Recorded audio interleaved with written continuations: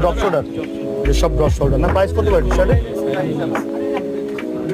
450-400 asking price না? আর দামাদামির option তো আছে। এখানে কিছু এক্সপোর্টের টি শার্ট আছে, এগুলো কিন্তু লোকাল না। Most of the T shirt হলো এক্সপোর্টের। হ্যাঁ, ফুল দোকানে এক্সপোর্টের না। আর এখানে কিছু ব্যাগি কিছু ড্রপ শোল্ডার, এগুলো সবই ড্রপ শোল্ডার।